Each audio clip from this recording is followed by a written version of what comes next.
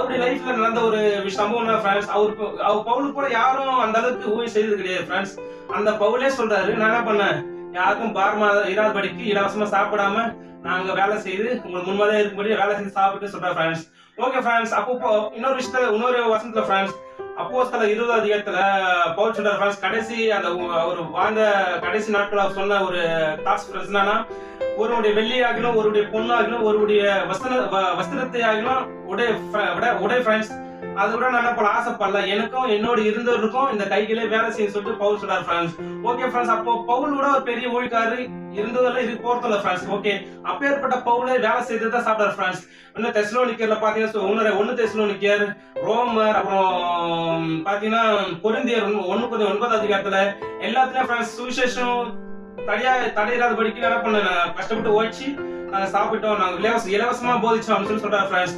Okay friends, அப்போ நம்ம கூட நம்ம யாருக்காச்சும் எதிர்பார்க்கல ஃப்ரெண்ட்ஸ்.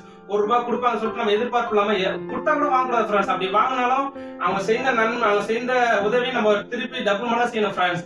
ஏன்னா அநேகர் பார்த்தா இந்த கடைசி நாட்களில நிறைய பாஸ்ட்மார்கள் என்ன பண்றாங்க, தசமாங்க கொடுங்க, காணிக்கை கொடுங்க அப்படின்னு சொல்லிட்டு ஃப்ரெண்ட்ஸ் நிறைய பேர் என்ன பண்றாங்க, ரொம்ப நிறைய பேர் இப்படி சொல்றாங்க ஃப்ரெண்ட்ஸ். அதனால கோயிலுக்கு வராங்க, சர்ச்சுக்கு வராங்க, அவங்க ஏழை ஜனங்க வராங்க ஃப்ரெண்ட்ஸ். அவங்களாம் தங்களால கொடுக்க முடியாது, காணிக்கை தசமாகும் அதெல்லாம் கொடுக்க முடியாது ஃப்ரெண்ட்ஸ். ஆனா இவங்க என்ன பண்றாங்க, அது கண்டிப்பா கொடுக்கணும், அப்பதான் ஆசீர்வாதம் சொல்லிட்டு சொல்றாங்க ஃப்ரெண்ட்ஸ். ஆனா பவுல் போல யாருமே ஊழியம் செய்ய போறதும் கிடையாது, செஞ்சுதான் கிடையாது ஃப்ரெண்ட்ஸ். ஆனா அப்பேற்பட்ட பவுல் சொல்றாரு ஃப்ரெண்ட்ஸ், நாங்க வேலை செய்துதான் நாங்க சாப்பிட்டோம்னு சொல்றேன் ஃப்ரெண்ட்ஸ். அப்போ நம்ம கூட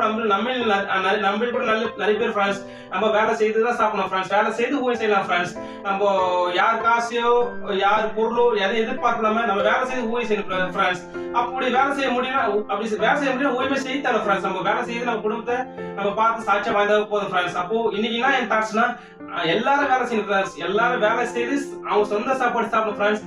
ஊழியம் செய்யறவங்க வேலை செய்து அவங்க குடும்பத்தை பார்த்து சாட்சியம் வாய்ந்து எந்த ஒரு ₹1 கூட மத்தவங்க கிட்ட எதிர்பார்க்காம அவங்க ஊழியம் செய்யலாம் ஃப்ரெண்ட்ஸ். அது யாருக்கும் ஓகே ஃப்ரெண்ட்ஸ்.